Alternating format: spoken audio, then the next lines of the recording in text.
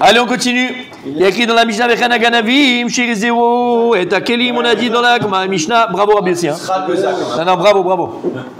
Vechan Aganavim, Shirizero, et Takelim, il y a écrit dans la Mishnah, les Ganavim qui ont rendu le Keli qu'ils ont volé, ils sont Nemanim Lomar, Lonaganu, Betocham, ils sont Neman de dire, on n'a pas touché l'intérieur du Kli Cheres. Vous vous rappelez, c'est la Mishnah. La Gemara vient dire, la Mishnah est l'objet, la Gemara est l'objet, qu'il y a une Mishnah dans Taharot qui dit, Aganavim, Shilichnesu, Letoch Habayit. Si maintenant il y a des voleurs qui sont entrés dans la maison, et notamment, et là, Makom Drissat réglé Aganavim. Alors, il dit, la maison n'est pas entièrement Tmea, uniquement, là, l'endroit, le cheder, la chambre, l'endroit où on sait, pertinemment, on le sait, que le Ganav, il est rentré, et qu'il a volé de cet endroit-là, c'est-à-dire qu'il a volé, pas il est rentré simplement, mais qu'on sait qu'il a pris quelque chose, d'accord?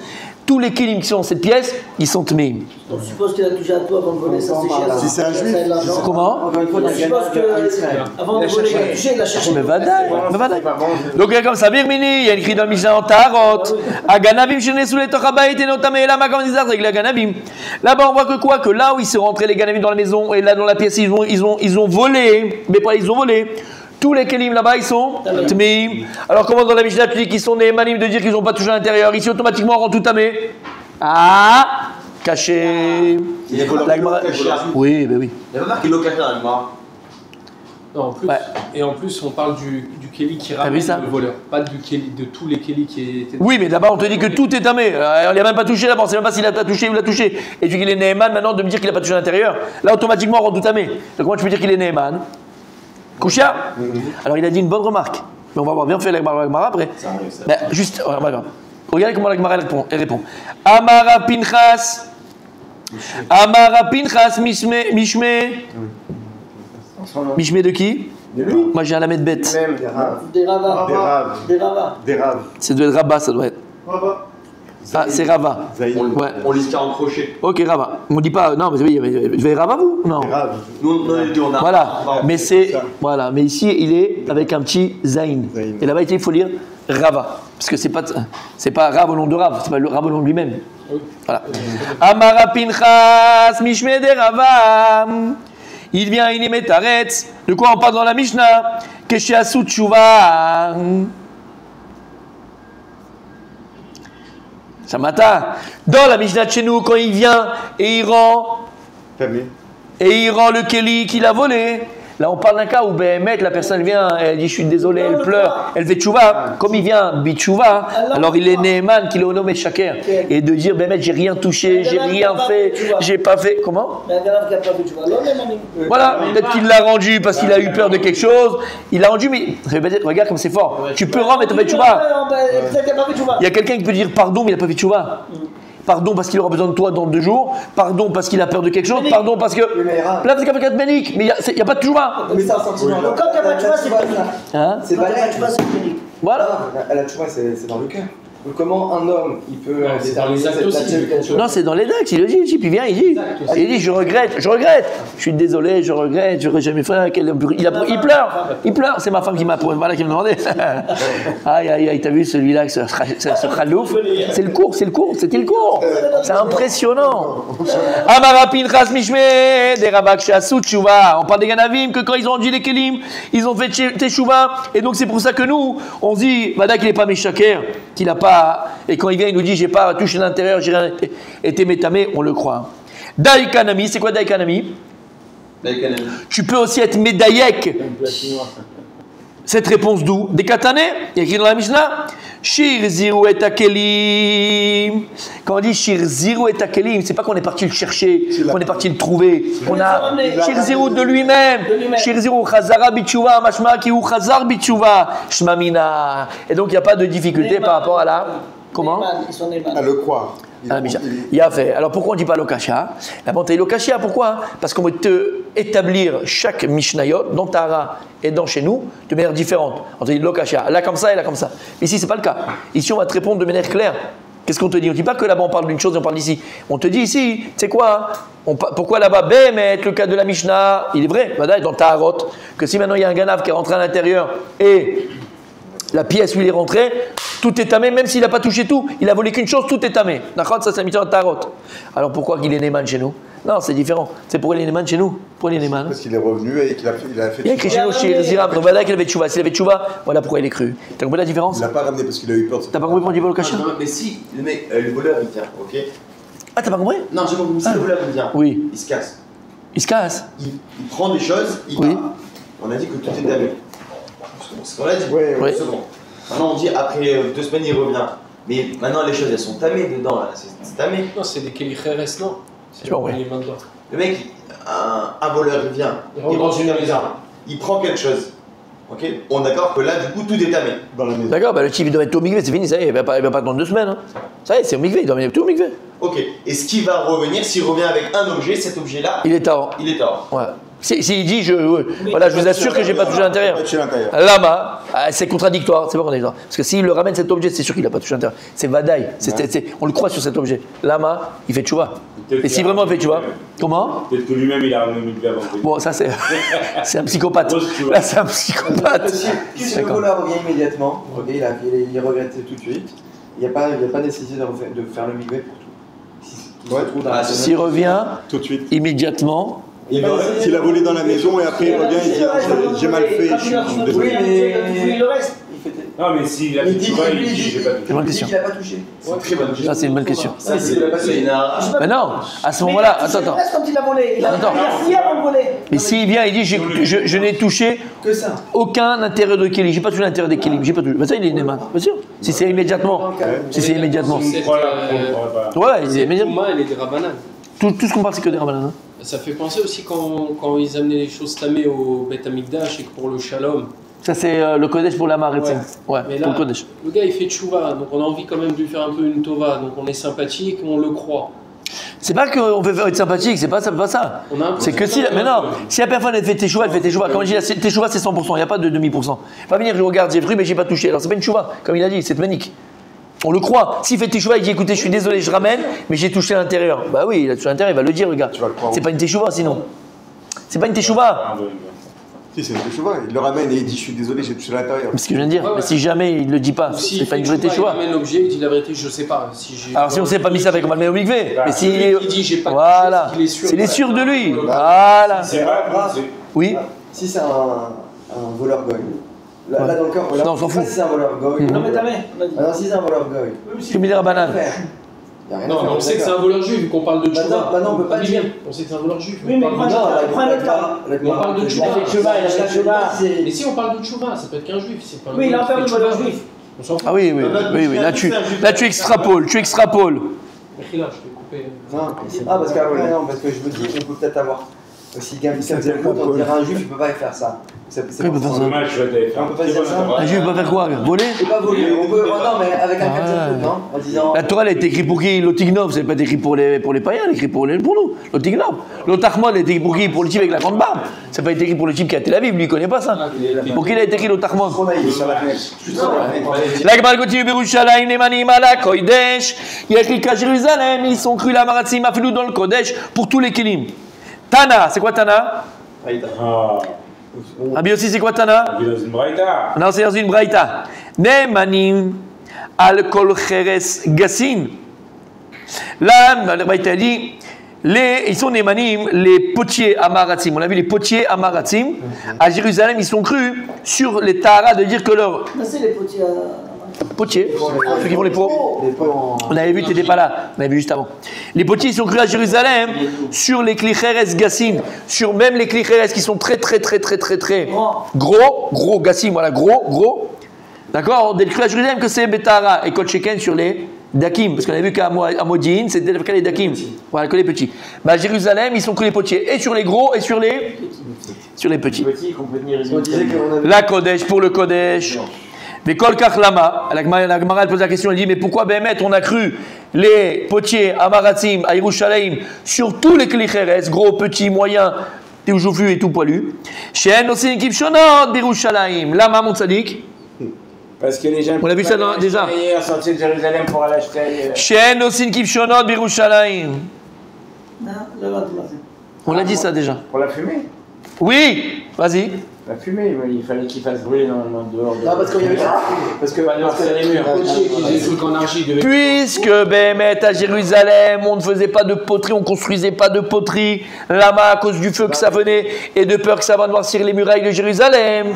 Alors celui qui était à venir à Jérusalem avec ses pommes, avec ses poires, avec son shemen, avec son vin pour faire apporter en Kodesh au Beth Amikdash, il était bloqué. Comment je vais amener ça au Beth Amikdash? J'ai pas où les mettre. Alors qu'est-ce qu'on permettait? Parce qu'il fallait des ustensiles, pas un tonneau. Il peut pas amener. Il fallait des ustensiles pour amener au Beth Amikdash, des gros ou des moyens. Alors sur ça, Chachamim ils ont dit, puisque de toute façon, on a vu dans Rashi, vous vous rappelez, Chachamim, il ne faut pas une xéra. Tout ça, toutes les toumotes qu'on parle, c'est xéra des Rabbanan, c'est que des Chachamim. Alors Chachamim, il ne faut pas une xéra où ils savent que le tzibour il peut pas être romain. Et là, le type, il va mettre ses trucs, il va sûrement aller acheter. Il n'a pas le choix. Alors là, ils ont fait des xéra. À Jérusalem, on peut tout acheter. Oui, on les croit. On les croit. Donc il n'y a pas de xéra de quoi? De dire que les kelim des Hamaratzim, ils sont tmeim Berushalayim. S'il les vend à Jérusalem, c'est que le Hamaretz, on se dit, il a fait attention parce qu'il sait qu'on va l'amener pour le Beth Amikdash. Alors il a fait attention, alors on peut l'utiliser. On termine à la Mishnah. On termine à la Mishnah. Tu l'as? Au Bishat Aregel Afala Trouma. On a dit? On ne peut pas s'en passer.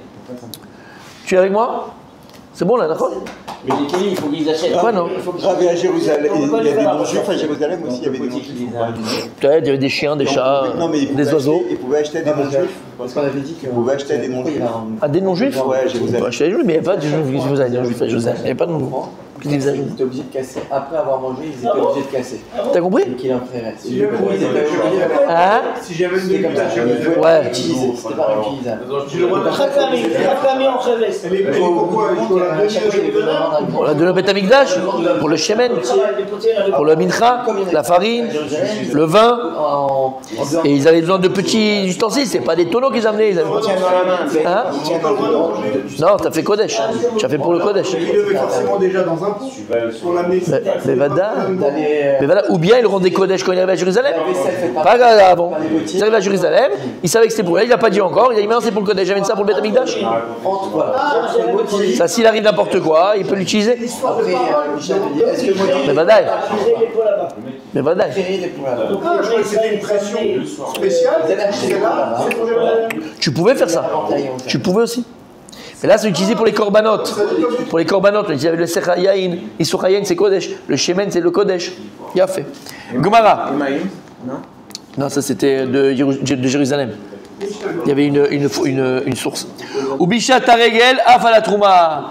On a dit, comment du Regel, même les Hamaratzim, ils sont crus pour les ustensiles qu'on a utilisés pour la Trouma. Tout ce qu'on a dit jusqu'à présent, c'était uniquement pour la Kodesh, pour le Kodesh. Ah bah, le Bishat Aregel, c'est le moment où tout le monde monte à Jérusalem pour effectuer les 3 fêtes. Là, même sur le Trouma, ils sont crus. Ok. Minan et Milé. Ah oui. Mais il faut la madnouet. D'où on sait que Bishat Aregel, même pour la Trouma, ils sont Nemanim les Hamaretz. On a étudié ça. On l'a déjà étudié, exactement. Non, il a raison, on l'a déjà étudié. Mais la Gemara, elle a amené la Mishnah d'ici. La Gemara qu'on a vue avant, elle a amené la Mishnah d'ici. C'est exactement ça, c'est très vrai. Qui c'est qui va parler? Non, c'est dans le chef. Rabbi Yoshua ben Levi. Rabbi Yoshua ben Levi. Amar Rabbi Yoshua ben Levi. Amar Rabbi Yoshua ben Levi. Il a dit Rabbi Yoshua ben Levi. D'Amarcha, il a écrit dans le verset. Ah, vous savez qu'il y a un passage très triste dans le Nar, triste. Ça s'appelle Pilegesh Agiv'a. Vous connaissez tous l'histoire, cette Pilegesh Agiv'a. On y est presque. Ça va plaire à mon père. Pilegesh Agiv'a, c'était quoi, mon tzaddik? C'était un homme, d'accord, qui était donc à l'époque, ça c'était le bon vieux temps, aujourd'hui ça n'existe plus, mais à l'époque, non seulement on peut voir plusieurs femmes, mais en plus on peut voir des concubines. Oh là là. Concubines. C'est quoi une concubine? Concubine, c'est Belo Kiddushin, Belo Ktuva. Il n'y avait pas de Kiddushin, Belo Ktuva. Pas besoin d'aller devant le Rav, pas besoin de faire machin. C'était un commun accord. Et là. Non. Ça reste même Non. Tu mets 5 shekels et ça marche. Ça s'appelle Non. Maîtresse, c'est une tromperie. C'est une concubine en français. Non. Il n'était pas marié avec elle, mais il faisait des relations avec elle. Concubine en français s'appelle. Est-ce qu'il avait des devoirs? Les mêmes choses. Ça s'appelle concubine, d'accord? Ça s'appelle concubine. Il n'a pas les mêmes devoirs qu'avec sa femme. Il n'a pas vraiment les mêmes devoirs. Donc c'était une concubine. Donc à l'époque, il y avait le droit à la concubine et il y avait des hommes qui faisaient beaucoup de... Vous savez, ils voyageaient, comme on voit dans la Gemara. Comment on sait combien on a d'obligations? Parce que dans la Ketouva, tu signes dans la Ketouva que tu dois réjouir ta femme, la nourrir et la vêtir. Ok? Mais aussi en contrepartie, toi, tu as un chiyuv envers ta femme, à part celui-là, c'est quoi réjouir? C'est réjouir ce niveau voilà, intime, d'accord? Et Chachamim, ils ont donné un quota. Un quota que tu as minimum réjouir ta femme par semaine. Chachamim, ils ont donné. Tu te rappelles, on avait fait ensemble. Il y a fait. Et là, Gemara, d'où on apprend ça? D'où on apprend ça? On avait fait un cours, mais c'était au début quand je suis arrivé. Ouais, tu n'étais pas là. Début. D'où on apprend ça? C'est le cours du mardi. J'avais fait aussi ce cours-là pendant le Méchané. On apprend ça, vous savez, des cadeaux qu'a fait Yaakov à Esav. Il a fait plusieurs sortes de cadeaux. Ouais, et c'est de là-bas qu'on apprend, mais c'est pas pour rien qu'on apprend. C'est de là-bas. Alpi Sod, Alpi Remez, Alpi. C'est extraordinaire. C'est de là-bas qu'on apprend. Bref, et donc en fonction du métier de chacun, tu as une obligation et la femme n'est pas l'obédine et dit il ne remplit pas le contrat. Le laboureur, c'était. L'image, j'aime pas, mais bon. Par exemple, on te dit, à l'époque, les gens ils travaillaient de ville en ville. Ouais. Ils avaient du srora, du machin. Donc il y avait des gens qui travaillaient dans la ville. Quelqu'un qui travaillait dans la ville, d'accord, dans la ville, c'était tous les jours. Non, tous les jours. D'accord. Quelqu'un qui travaillait dans la ville, il y aurait plusieurs, deux fois par semaine. D'accord. Quelqu'un qui travaillait par semaine, 2 fois par semaine. Quelqu'un qui est rentier, la Gemara dit, qui est rentier capable de travail, c'est tous les jours, pardon. Quelqu'un qui travaille dans la ville même, c'est 2 fois minimum par semaine. Quelqu'un qui était, par exemple, qui travaillait avec les ânes, c'est-à-dire qu'il allait avec l'âne, il ne pouvait pas aller très très loin. Celui-là, c'était 1 fois par semaine. Et par exemple, il y a écrit que celui qui travaillait avec le gamal et il voyageait de ville en ville, lui, c'était 1 fois tous les 3 mois. Minimum. Tu peux. Elle le sait, c'est-à-dire qu'elle sait. On parle qu'il était avant le mariage et c'est son métier quand il s'est marié. Et par exemple, les marins, on dit, il s'est marié avec un marin, le minimum, c'est 1 fois tous les 6 mois. Il ne peut pas faire moins que ça. Donc, ça, on dit comme ça, d'accord? Maintenant, à l'époque, comme ils voyageaient de ville en ville et tout ça, j'imagine le truc, ils partaient là-bas, Amsterdam, je ne sais pas où ils partaient à l'époque, machin, ils avaient vraiment des concubines, ok? Mais il faut savoir, et c'est ça qui est très difficile à comprendre. Et je le conçois. Au temps de la Gemara, vous savez que la Gemara, elle dit, donc tu vois, qu'au temps de la Gemara, je parle des Tanaïm, je ne parle pas de toi et de moi, comme ils allaient étudier dans des villes, ils partaient des fois 1 an, ils partaient très longtemps, les Tanaïm, ils n'avaient pas alors, des concubines, mais ils avaient des femmes. Ils se mariaient et ils donnaient le guet quand ils partaient. Ils se mariaient pendant 1 semaine, pour pas qu'il y ait un Yetzirara qui puisse... Mais il a accepté, c'était pas. On n'obligeait pas. Je parle pas de concubine, je parle de concubine. Quand on parle de concubine, elle peut appartenir qu'à un seul. Alors attends, tout va être dit. Là déjà, on voit que c'était une chose que. Et donc à l'époque. La femme du marin aussi, elle avait le droit d'avoir un concubin? Non, ça n'existe pas ça. Ça sourd. Une femme, quand on dit Kiddushin, si on fait Kiddushin, la Gemara, elle dit par exemple, quand tu te maries avec une femme, tu dis Arat Mekudeshetli. Elle dit, mais c'est quoi la chose de Mekudeshet? La Gemara dit Miuchedet. Donc si un homme il vient sous la choupa et le khatan il s'est trompé, il dit Arat Miuchedet li, elle est Mekudeshet. Ça marche. C'est Toès. Ah, mais il n'a pas dit. C'est Autodabar. D'accord? Mekudeshet. Parce que c'est quoi quelque chose qui est kadosh, quelque chose qui est consacré. Et donc en fait, maintenant, qu'est-ce qu'elle fait la femme? Lorsqu'elle accepte le mariage, elle va consacrer sa féminité à cet homme-là. Elle est la sourate à tous les hommes. Et on le sait, sans rentrer dans les détails, un homme qui est marié mais qui va avec une femme non mariée, avec une jeune fille, par exemple une femme qui n'est pas mariée ou une divorcée, je ne parle pas d'une femme mariée, je ne parle pas d'adultère, il reçoit malcoute, il reçoit des coups, le Beddin le frappe, mais il n'est pas khayab mita. À l'inverse, une femme mariée, chazvé shalom, il ne faut pas dire ça, ouais. Mais une femme, non mais c'est vrai, mais une femme mariée à l'inverse qui fait l'adultère, elle est khayab mita, elle est consacrée, c'est pas la même chose, d'accord? Bon, c'est tout le principe du terrain, un terrain c'est une personne, d'accord? Oui, bon, mais on a compris la différence, d'accord? C'est pas pareil, c'est pas la même chose. En tout cas, il y avait après, à l'époque des Shvatim, à l'époque de la conquête d'Eretz Israël et tout ça, et concubines. Et ce que je voulais vous dire, et nous ça nous dépasse, nous on ne le comprend pas. D'accord? Non, oui, bien sûr. Mais nous on ne le comprend pas. Ce que je veux dire par là, c'est que Chachamim, les Torah te dit, que ce soit les Tanaïm, que ce soit à l'époque, ils avaient une kavana tova. C'était vraiment pour entre guillemets, pour pas arriver à Zera les Batala, tout seul en dormant, des choses comme ça qui arrivent. C'était mamash Kavana les Shem Shamaim. Toi et moi on le comprend pas. Sinon avec une meuf c'est pour ce qu'il fait, d'accord? C'est que nous c'est Tahava, c'est l'animal. Eux c'était pas ça. C'est pour ça qu'à un moment donné, pour le Yetzer, oui, mais les Shem Shamaim, c'est pas notre Yetzer à nous qu'on va le faire. Ne pas arriver à la faute, tu vois, voilà, exactement. Ils sont conscients du besoin du corps, voilà, mais qui est extérieur à la Tahava. Voilà, et quand ils allaient avec elle, c'était pas des animaux, quoi. C'était pas, c'est mamash pour ne pas. Et c'est possible qu'il allait jamais avec elle, mais juste il savait qu'elle était mariée, et c'est ce qu'il dit la Gemara d'ailleurs. Parce qu'à partir du moment où tu sais que la femme, elle t'est permise, à la limite, tu n'as plus autant envie, c'est le goût de l'interdit qui nous attire. Et comme maintenant elle est permise, à la limite, tu ne vas même pas aller avec elle. Tu comprends l'histoire? Pareil. C'est pour ça qu'à un moment donné, les Chachamim, ils ont interdit les concubines. La femme savait. Mais Vadaï, c'était tout le temps avec le truc de la Vadaï. En fait, le problème, c'est que ces femmes qui étaient mariées pour quelques mois, etc., après leur vie, elle est. C'est-à-dire qu'on ne les obligeait pas, c'est elle qui décidait. Elle le voulait. Après, pourquoi elle le faisait, je ne sais pas. Les concubines, elles tombaient enceintes. Le statut de l'enfant, c'est quoi? C'est un hors mariage, ça s'appelle. C'est un mamzer? Non, mamzer, c'est quand c'est adultère. Il n'y a pas de mamzer. Puisqu'il est marié. Concubine, il n'est pas marié. Concubine, il n'est pas marié. Là, on parle de concubine. Et donc, à l'époque. Il y a un enfant qui est né de cette relation. Ouais, c'est un enfant de concubine. Il avait un titre. Non, il n'y a pas de mamzer. C'est un enfant de concubine. Il s'appelait un enfant de concubine. Ben Israël Ragil Popular. Ouais, bien sûr, il n'a pas de. Mais c'est un enfant de concubine. Non, ça c'est les Tanaïm, quand ils se fait marier, la concubine. Et après les Chachamim, ils ont vu que les gens, c'est comme le hiboum. Ça, il y a la mitzvah extraordinaire dans la Torah, chez l'Oneda, mais que si le frère s'est marié, il n'a pas eu d'enfant avec son épouse, le beau-frère, épouse sa belle-sœur. D'accord? Et il fait hiboum. Il faisait hiboum. Sinon, s'il ne désirait pas Khalitsa, tout ça. On le faisait. Pourquoi? Mais ça arrêtait depuis le temps de la Gemara, ils ont arrêté de le faire à un moment donné. Lama, comme ils ont vu. On est obligé de faire Khalitsa automatique. On va bien Khalitsa. Mais pourquoi on a arrêté de faire cette mitzvah qui est d'Oraïta? On a arrêté. On fait directement Khalitsa aujourd'hui. Il n'y a plus de hiboum. Lama, parce que les Chachamim, je parle du temps de la Gemara déjà.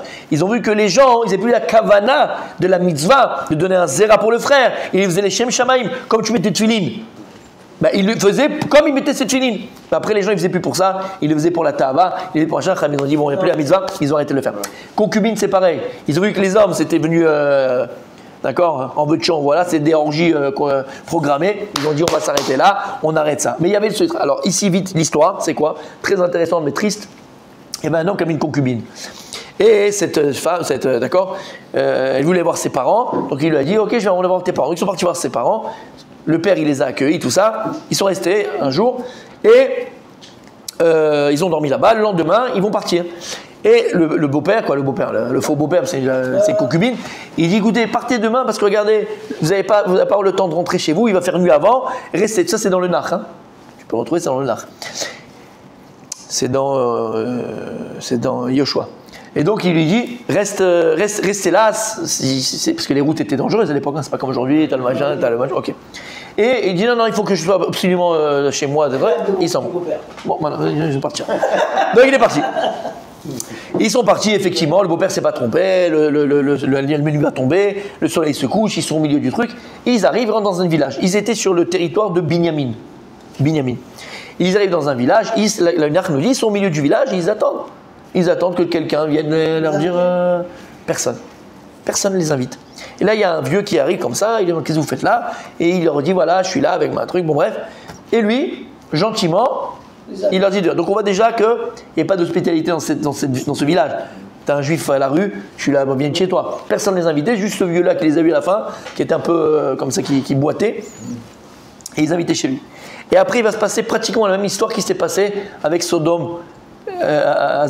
Avec Lot, lorsqu'il a eu les malachim qui sont venus chez lui à la maison. Et après, toute la ville de Sodome, ils sont venus là-bas, ils ont tapé pour qu'il fasse des choses avec. Quand ils ont entendu que ce vieux-là, il a donné hospitalité à ce couple-là, d'accord, toute la ville, ils sont venus, les grands, les vieux, les petits, les tout, Jofflu, les tout, machin, ils sont tous venus. Ils ont commencé à taper à la porte. On sait que tu as des machins, donne-les-nous. Pour aller avec elle, pour aller avec eux, pour aller avec eux. Avec elle ou avec lui aussi? Avec faire le chémichement. Dans ce village comme ça. Et le vieux, il a dit comme l'autre, exactement. Non, ils sont venus chez moi, j'ai l'hospitalité, ne faites pas, ne machin.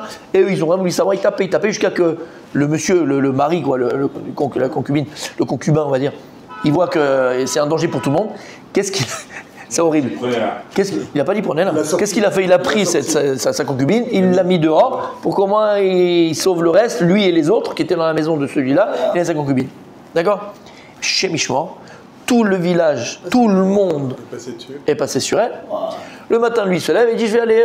Il voit qu'elle n'est pas là. Il pensait qu'elle était rentrée, ça y est, bon, ils ont fini, elle est rentrée. Une histoire horrible, horrible. Une histoire horrible. Non, il fait la table de Shabbat. Et donc, horrible. Donc, ils ont machin. Et il se dit, mais c'est pas. Où elle est? Il ouvre la porte, et là, qu'est-ce qu'il voit? Il la voit devant la porte. Non. Il la voit devant la porte, morte. Ils l'ont tuée. Quand il a vu ça, il a fait. Qu'est-ce qu'il a fait? Il a vu une Toeva, tel Toeva Israël. Il a pris. Shelon et Hashem Mishmor, d'accord? Il l'a découpé en 11 morceaux, et il a envoyé chaque morceau aux 11 tribus d'Israël pour montrer qu'est-ce que le Shevet Binyamin, c'est le Shevet Binyamin, qu'est-ce qu'ils ont fait à sa concubine. C'est bizarre d'après Shevet Binyamin. Ouais. En plus, il y a le Beth Amikdash. C'est voilà. Quand, il n'y a pas encore le Beth Amikdash à cette époque-là, mais Badaï. À ce moment-là, tous les Shvatim, ils ont vu ça, ils se sont tous réunis, les chefs de tribus, ils ont dit Toeva Kacha Israël, comme ça on a fait une chose Israël.